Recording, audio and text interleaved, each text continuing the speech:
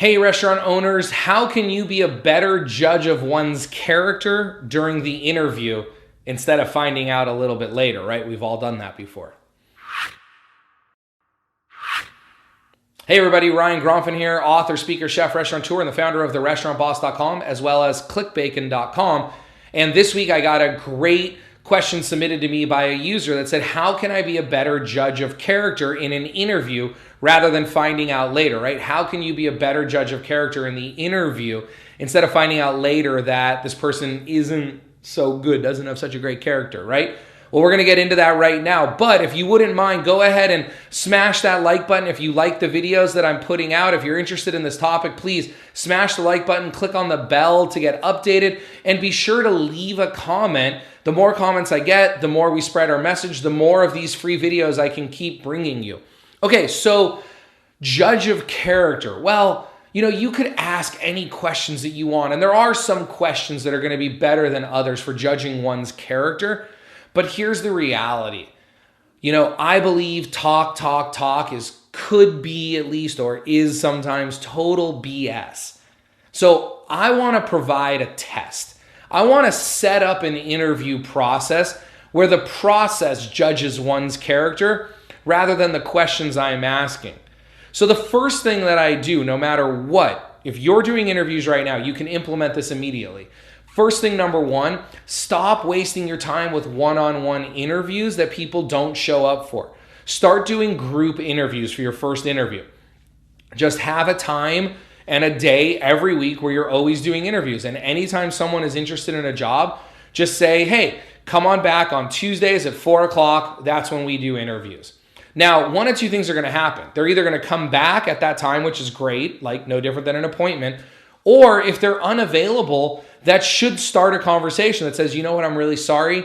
Tuesdays at that time don't work because I have to be at my other job. Is there another time that we can get together? Well, that instantly right there is a good judge of character. Yeah, sure, we can work something out.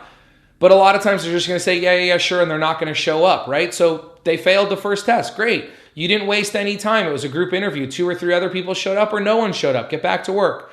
Second thing is I always ask people to bring a resume and a cover letter to their interview. Now, this isn't a test from the standpoint of do you know how to make a resume? It's a test of can you show up with something?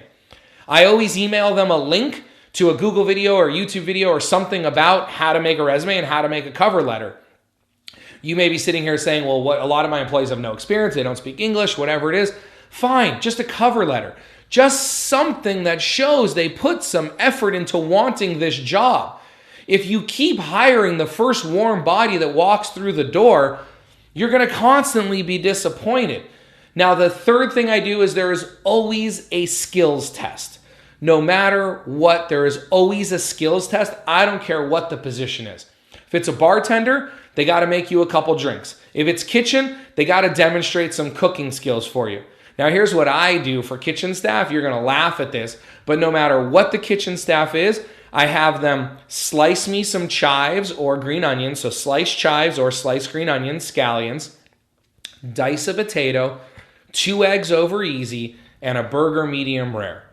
That's it. I have had executive chefs applying for $100,000 a year jobs fail this test because they don't put salt on a hamburger before they throw it on the grill, or they completely overcook a hamburger, or they have no idea how to flip 2 eggs over easy in a pan. So there is always a skills test. If it's a server, put them on a shift one day, pay them for some work, have them shadow around. Or if you don't even want them on the floor for legal reasons or whatever else, have them carry a tray. Sit down at a table with a couple other servers and have them greet your table. See how comfortable they are. Give them a menu test. Give them a menu to study and then give them a test the next day. They gotta earn it. You can't just give your jobs to the first warm body that walks in your door. So the 3 big takeaways here are, you got to develop the process to judge their character. Like I say, the way that I do that is 1, I start with group interviews. 2, they got to bring something to that interview, something to show they care, a resume, a cover letter, something. And then 3, there's got to be a skills test no matter what the position. If you're not sure what test you can provide, depending on a different position that you're hiring, I know that's a common question. A lot of people say, well, what test should I give to a salesperson or what test should I give to a host? go ahead and put those comments below and I'll be sure to answer them. Thanks again for joining me this week, and I look forward to bringing you another great video just like this next week. Have a wonderful day.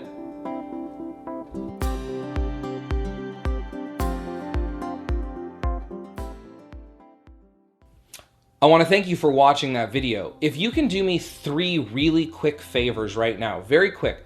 The first is, if you haven't already, will you subscribe to this channel? In a moment, some things are going to pop up on your screen, some buttons, and one of those buttons is going to be subscribe. So whether you're watching this on my channel or on YouTube or on your phone, just stick around for 1 second and you're going to see a big subscribe button. If you haven't already, could you please subscribe? 2, if you haven't liked this video, will you go ahead and click the like button? Actually, don't just click it. Will you smash that like button and tell the world that you really enjoy this? Because the way that I can continue to bring you all this great free training is for my message to expand, for more restaurant owners and future restaurant owners around the world to be watching this. And so the way to do that is to like my video. So again, if you're watching on YouTube, there'll be a place for you to like it. Or if you're back on my website, there'll be a place for you to like that. So smash that like button for me. And then also, could you leave a comment? Ask me a question. I reply to all my comments as fast as I can, usually within about 24 hours. Sometimes it takes a little bit longer.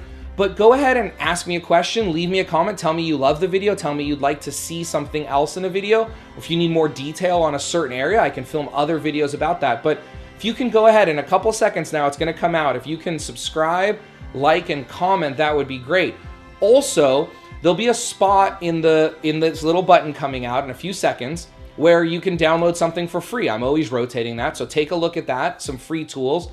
But if you're new to my channel, if you've never seen my videos before, there'll also be a spot for you to watch a video that'll kind of introduce you to what I do here at the Restaurant Boss and at clickbacon.com and tell you about what we do and how you can get more involved and how you can get more free stuff and all that. So the buttons should be coming in by now. Go ahead and click on those and have an absolutely wonderful day. Thank you so much.